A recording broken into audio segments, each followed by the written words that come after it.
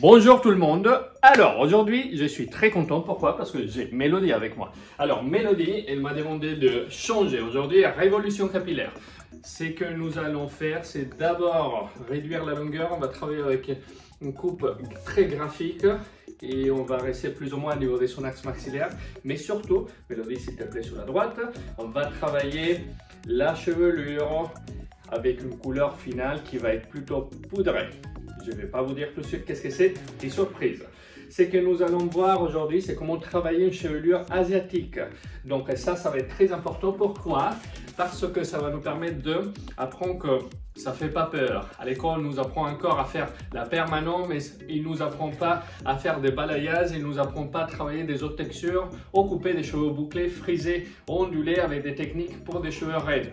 Oh my god! Donc aujourd'hui, c'est super important de tout simplement voir que ça ne fait pas peur. Au contraire, il faut toujours travailler avec des choses qu'on ne connaît pas pour continuer à apprendre et développer notre propre curiosité. Et c'est là que ça va nous permettre tout simplement d'avoir une client happy. Voilà. Là, comme vous pouvez voir, nous avons une très belle racine. Là, au niveau de la longueur, plus ou moins, je vais couper là. Donc là, on va travailler tout ça. S'il vous plaît, utilisez ça. Pourquoi? Parce que si on utilise ça, on va le flinguer. Donc pour la longévité de notre pinceau, c'est toujours plus intéressant d'utiliser cet outil-là. Avec une chevelure européenne, je vais commencer avec du 20 volumes. Avec une chevelure asiatique, je vais travailler avec 30 volumes. Ici, nous avons une chevelure qui n'est pas si difficile. C'est seulement à un certain moment, on va trouver des tonalités orangées, que c'est là que j'ai besoin de travailler dans une modalité très douce mais performante. Et c'est là effectivement que, comme vous pouvez voir, il y a un petit peu de brillance parce que j'ai mis un protecteur à niveau de son cuir chevelu parce qu'on va l'appliquer jusqu'à la racine pour le look final. Alors, nous avons fini la partie derrière. Très important, chaque fois que je prends une mèche, quand je la prends, je la travaille dans la partie supérieure et la partie inférieure. Donc, cette fois-ci, je filme de cette manière-là parce que j'ai envie de vous montrer comme si c'était mes yeux. Donc, j'ai envie d'être vraiment un POV. Voilà. Point of view. Donc ici, très important les enfants. Pourquoi? Parce que c'est la partie dès que je vais tourner ma cliente. Et imaginons que Mélodie a envie de ramener sa coupe vers l'intérieur. Cette partie-là, c'est là que le soleil ne va pas rentrer. C'est là qu'effectivement, il y aura quelque chose. Et effectivement, là, ça c'est la mèche de la partie face, mais on ne le voit pas. Mais effectivement, là, vous voyez, tac, cette partie-là, super important à bien la travailler. C'est pour ça que je vous propose et je vous conseille de mettre le produit à l'intérieur et à l'extérieur.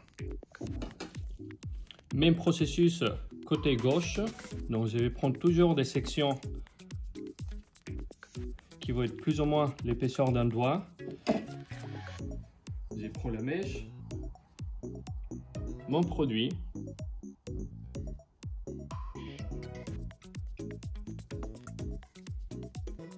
je vais bien saturer. Comme vous voyez, j'utilise un pinceau qui est plutôt petit. Pourquoi? J'ai envie vraiment d'être le plus précis possible, de pouvoir m'approcher le plus possible à la racine. N'oubliez pas que le produit va gonfler, donc forcément il va bouger. Bien évidemment, comme vous pouvez voir au niveau de son cuir chevelu, j'ai mis un produit pour protéger son cuir chevelu, et même si je suis approché, vous pouvez voir déjà la section précédente que je ne touche pas à la racine. Je vais le faire avec la deuxième décolle. Je sais que j'aurai besoin de faire une deuxième, donc je ne commence pas à stresser son cuir chevelu, même si j'ai un produit qui va le protéger.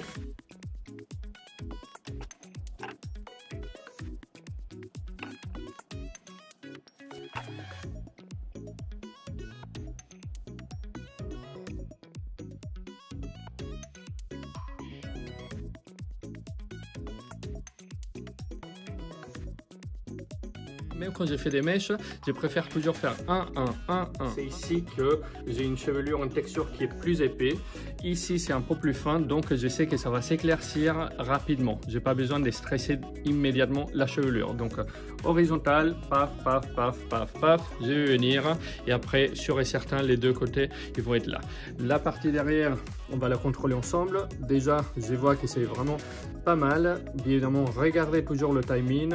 Les fenêtres, ils sont tout le temps bien fermées parce que le changement de température, ça peut affecter. Je ne vais pas mettre un fond de chaleur parce qu'on ne va pas faire ça. C'est pas nécessaire. Donc, c'est une marathon avec ces cheveux-là. Il faut le faire doucement, il faut le faire bien.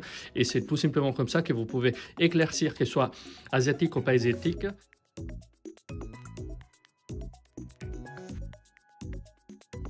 So, 60 minutes. Et on va le dire aussi en français. Alors, 60 minutes. Vous voyez, rien.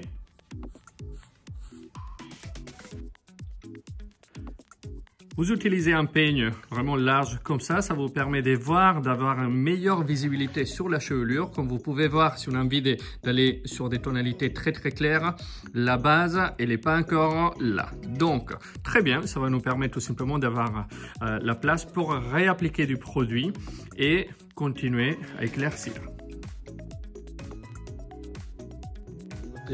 Où je viens de finir l'application et là voilà, on va continuer. Et vous voyez déjà la différence entre là et là, donc on voit vraiment que on est dans la bonne direction.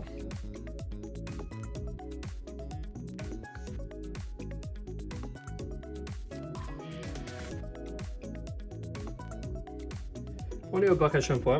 Vous pouvez voir, on a bien éclairci. Ici, ne vous inquiétez pas, on va couper toute cette partie-là.